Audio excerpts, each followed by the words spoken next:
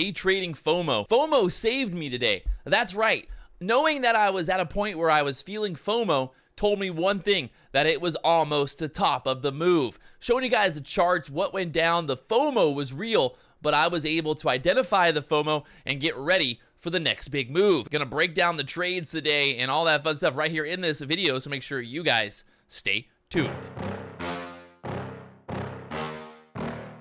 What's going on, guys? Patrick here. If you guys did not tune in this morning, 9:30 a.m. Eastern for the live stream, well, you missed out on a lot of fun. We had some really good action today, some good setups. The market is doing exactly what we talked about in the live stream, pushing up to the all-time, well, the day high, the high of day now, up to the 310 area. You can see here on the chart right now, this morning, we identified this area at the VWAP, that 307 area. I said multiple times during the live stream, if we can hold above the VWAP here, that we would end up pushing up to the high of day, and that's exactly where we are right now. It's 322, and we're looking for a move up there right now, about 310 on the Qs right now. So let's break down what went down this morning. What was going on? You know, how did we make money? What was the overall setups here? Let's get rid of a couple different things. We'll leave that there. If you look here at the IronBeam app, at the open, we had a sell-off. We gapped down. The market gapped down today. We sold off. I was actually short right at open, and I ended up getting out for a small loss, and I ended up switching to green once we pushed above resistance. I said during the live stream, if we were to stay below the 80s here, I would stay short, but if we broke above the 80s, that 480 area, I would end up getting long, and that's exactly what I ended up doing. So I ended up getting in there at the 500 level, and we pushed all the way up there to 580. So almost an 80 handle move there at open. I think it was a little bit more than that. So just a beautiful profit right there at open. We identified the setup. We got the setup. We got the move. But let's talk about the FOMO. Where does the FOMO start to kick in? Well, I got one more trade before the FOMO really kicks in here. So we got this pullback to the 500s. And I want to show you guys exactly where we are on the chart. We got the VWAP. So the VWAP was there at the 305 level. Right, boom, boom, boom. So we bouncing off the VWAP. We're kind of consolidating here at that level. You can see that previous area on the chart that was resistance, that 500 level, acting as support here on the IronBeam app. So that 500 level was acting as support. That was right where we were with the VWAP on the Qs and the SPY. Everything was looking very bullish at this point, holding above the VWAP. So I was able to load up long from the 500s, and we got to move all the way up there to the 600s on that point. So all the way up there to 600, we ended up taking profit for almost 100 handle moves. So almost $100 move on these contracts, and just an amazing setup, right? But look what happens after that. We end up squeezing. I ended up holding one contract for a move above 600, and we took profit there at the 1312 area. And look at it, it ran up another like 80 handles from there. And all I'm thinking at that point is like, oh my God, the FOMO is real, right? Like I got so much FOMO. I kept talking about it in the chat. I'm like, man, I don't really want to chase this. You know, we're pushing up to resistance. There's so many things that I just don't want to get long up at this level. I didn't want to do it. I didn't want to do it. The FOMO was real. Identify the emotion. Like everything in my body was telling me like, I want to get in this. I want to get in. I'm getting some serious FOMO. But right there, that was the red flag, right? That was the red flag for me to be like, hey, look, maybe this is a bad idea, because I know that every time I FOMO into a trade, what happens, Patrick? Every time I FOMO, I end up getting out for a loss. I end up getting out for a pullback, and the market goes the direction that I wanted to go anyway. So we had that push up to the 12,700 level. Did not get long. No FOMO, my friends. And look what happens. We sell off all the way back down here to the 560 level. We can see we put this line here from earlier. That 560 level, which was very interesting because, I'll show you here on the other chart, that area was basically right where the VWAP was. So once again, we're down to the VWAP. We were at the VWAP earlier. We were bullish. We're like, okay, we're jumping in. VWAP, we're above it. We're going. Boom, boom, boom. Let's make some money. And we had this pullback. You can also see there was a lot of volume up at the top there at the 310 area. We pulled all the way back down here, kind of in the middle, this little gap. So some support actually at the 306, 307 area with the volume. And then look at this. We kind of consolidated for a little bit. We did have one little pop back up here to the 307s. I ended up making a little trade on this move off of the VWAP, pushing back up to I was looking for a push to the 308s. We ended up pushing like almost to 308. We pulled back again, retesting that level. And if you look here on the futures, look at that level, basically 1, 2, almost 3 times getting tested there at the 560s, which was the previous, what? It was the previous resistance turning into support. And we all know what happens when previous resistance turns to support. It's bullish, bullish, bullish, my friends. So a very bullish move there. And look what happened. End of day, the market ends up rallying back to that 12,700 area on the Nasdaq. So beautiful move. And this really came down to a couple different things, right? The emotion, knowing that, like, hey, I got all this FOMO.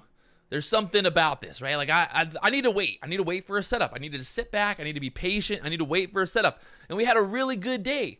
We had a really, really good trading day. Like, this is probably one of my best trading days that I've, not even so much how much money I've made, but just like my overall, like, being in tune with the market, understanding where we're at, where we're going, and seeing like, hey, look, you know, this is what's happening. Let's be patient. Let's wait for a setup. Let's wait for a breakout. Let's wait for a move. And that's exactly what we got. You know, I ended up going surfing. We're here in Hawaii, and I've got to enjoy life sometimes. But, you know, if I would have stayed around and just basically watched the VWAP there, you know, that 306 area, I could have basically just loaded up long. And look at that move all the way up there to 310. So about a 100 handle move from that support that we identified that was previous resistance. I talk about this all the time. And people are always like, Patrick, you don't really tell us about the trades. Guys, previous resistance turning into support. Super bullish. Also, we got the VWAP. We got everything going on here. We had previous resistance. We pulled back to the VWAP. We got multiple touches at the VWAP. We're staying above the VWAP. And look, I mean, literally, you could have gotten in there for the 3-minute break. You could have gotten in there, and then your stop really, you know, at the VWAP area, kind of loading up there. This was also the middle of the day. This is around like 12 o'clock. So the middle of the day, we normally get a little bit of sideways action, maybe not as much volume, not as much action there. But you can see we just held. We held that area there. So you could have pretty much gotten long at this 307, 306 area. And look at that move. You know, maybe buying call options. If you're buying the 308 call options, 310 call options, you could have done that. Basically, when you get that breakout of this overall downward trend. We did get a little pullback to that VWAP here, but in general, like I said, middle of the day, sometimes you get some more sideways action. If this would have been a move, I think, you know, earlier in the day, getting that breakout, we probably would have got a straight shot back to 310, but instead, we got a little bit of consolidation there, and then that big move up. So overall, just a beautiful setup. I want to show you on the 30-minute chart as well how beautiful this 30-minute chart was, and I was watching this a lot this morning. I was really focused on the 30-minute chart. I was basically like, hey, this 30-minute chart is bull, bull, bull. We get this pullback. Look at this. We're consolidating. We're holding this level. Boom. 30 minutes once again, just going to the moon up there to almost 310. So very important to look at all the different time frames. You know, 15-minute time frame was bullish pretty much the whole time as well. We got that pullback. We bouncing off the VWAP. I mean, you know, kind of like now I've got FOMO because I'm like, man, I wish I would have stayed around a little bit longer and really, you know, milk this whole trade. But we got just an insane setup either way. You know, this morning getting in there at the 500s and going all the way up there to 700, pulling back, ding, ding, ding. Lots of good action today. We did it all live during the live stream here on YouTube. It's all live. We're showing you guys the trade, showing the entries, talking about all of it right as it's happening. So if you guys are missing out, you're not tuning in, I don't know what you're doing. 9:30 a.m. Eastern. I'll see you guys tomorrow morning. Be there.